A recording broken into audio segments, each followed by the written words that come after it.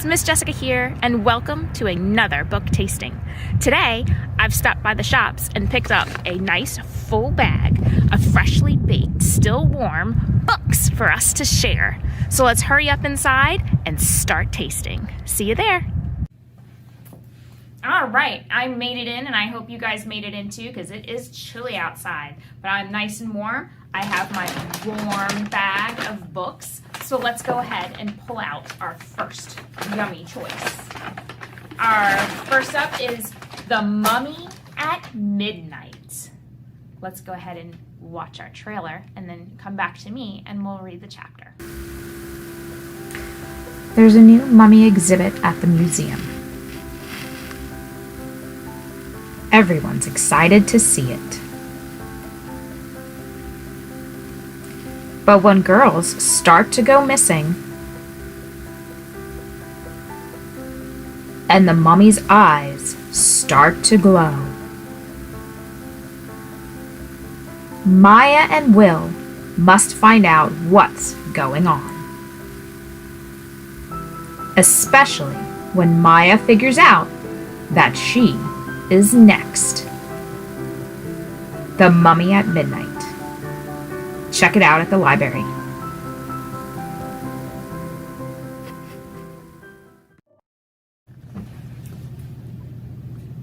Welcome back. What did we think? Do we need a little bit more to taste? I know I'm ready for chapter 1. How about you?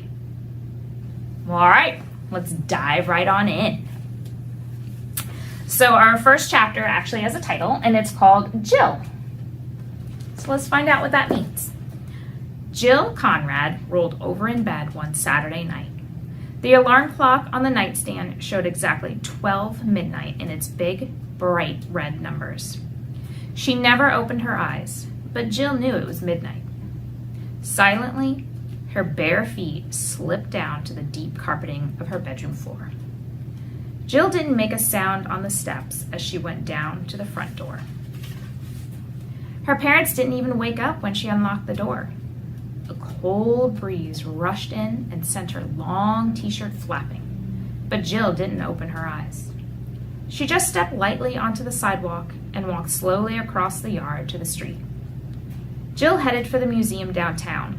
She walked slowly but surely, as though pulled by a long invisible rope. There was no traffic on the Bay Avenue Bridge that night. Had there been, someone certainly would have stopped to see why a 10-year-old girl was walking down the sidewalk in her pajamas. She stopped at the bottom of the stone steps that led to the museum's doors. Then, she opened her eyes, but the world was dark. There she is walking on the bridge. Wonder who Jill is, and why is she walking in the middle of the night to the museum? And why is everything dark when she opens her eyes? I've got a lot of questions. I've got a lot of thoughts in my brain, especially from the book trailer that we just saw, because I'm wondering if maybe she's one of the girls that goes missing in town. Nobody heard her come out of her bedroom. Nobody heard her go out of the house. Nobody saw her.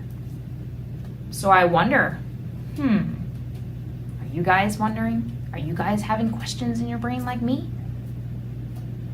That's good if you are, because that means you're interested and you want to come in, grab this book, and find out what happens. We want to find out what happens with Maya.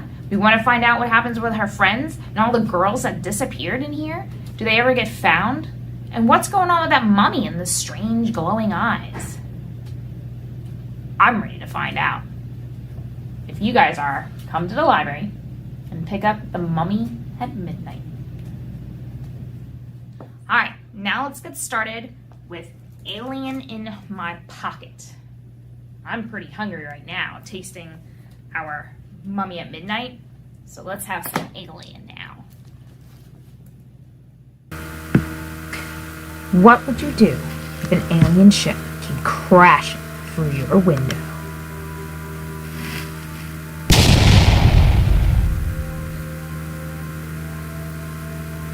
And you came face to face with an alien.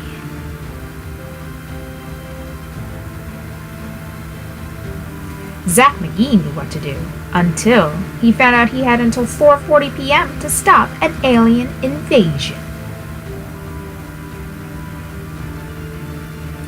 With the help of his friend Olivia, a few borrowed supplies from school, and a last-minute science experiment, will Zach be able to stop the invasion in time? Well, wasn't that fun? A little blue alien invasion, a science experiment? I'm definitely ready to taste a little bit more. Chapter 1 it is. Let's get started, guys. Dream invasion. There's a picture of Zach McGee, our main character. There are times I think I might have that disease that makes people fall asleep right in the middle of doing something. It's a real disease. I saw it on a TV show once. This guy who had the disease fell asleep while eating a bowl of cream of potato soup. Splash! Face first. Once, I even fell asleep just thinking about spelling. Do you know what that disease is, guys? You just automatically fall asleep. Insomnia. That's right. Good job. Anyway, the thought crossed my mind one night when I woke up with my face planted in a book. I had fallen asleep while studying for my first science quiz of the new school year. You'd think static electricity would be the kind of subject that would interest a kid like me, but it wasn't. Not a spark of interest. Just sudden onset snoozing. I jerked awake at my small, wobbly desk. My neck was stiff. My arm was numb. My mouth felt like a bird had died in it. Our house was eerily quiet. My little brother's room on the other side of the wall was silent. My parents had forgotten to say goodnight again. Both were trying to meet deadlines for breakthrough experiments and research grants. I switched off my little desk light. That's enough studying for one night, I whispered in a croaky voice. I lurched over to my window and pushed it open. From my second-story window, I had a good view of our dark and silent backyard. I sighed and leaned forward, my forehead against the screen. I guess I started to fall back asleep because the next thing I knew, the screen popped out of its frame and fell to the dim backyard below. And I nearly followed it down. Yipes, I whispered at the thought of spending 4th grade in a body cast. My window screen had landed somewhere in the darkness, behind the bushes. At least I can lean out my window now, I thought. I looked over at the house next to ours to see if Olivia's light was on. It wasn't. Olivia's lived across the hedge from me pretty much forever. Our homes are so close that if the wind is blowing right, she can fire a marshmallow with her marshmallow bazooka from her room and hit me in the face. I was about to slide the window shut and collapse on my bed when I noticed a shooting star. A little good luck was just what I needed. I shut my eyes and quickly made a wish. Actually, 3 wishes at once. To finally make the travel baseball team, to get better grades, and to avoid detention all year. Why not make the most of this opportunity? When I opened my eyes, the falling star was still falling. That's weird, I thought. Falling stars usually last only about half a second or so, but this one was streaking slowly from left to right across the night sky, heading toward the moon. As I watched its flight, it looked like the falling star was falling slower and getting bigger. I rubbed my eyes and leaned out the window a bit farther, so that as long as I couldn't fall out. The star was falling slower and getting bigger. I wondered for a second if this was one of Olivia's tricks. I looked over at her window again, but her entire house was dark and still. I looked back into the night sky as the thing U-turned in my direction. It floated and weaved, a spray of orange and yellow sparks behind it. This was so not a falling star. And with a squeak of horror, I realized it was going to crash into my house. In fact, it was going to crash into my bedroom. I reached to slam the window shut, but before I could, A ball of fire lit up my backyard with sparks and flares and filled the neighborhood with a loud hissing sound.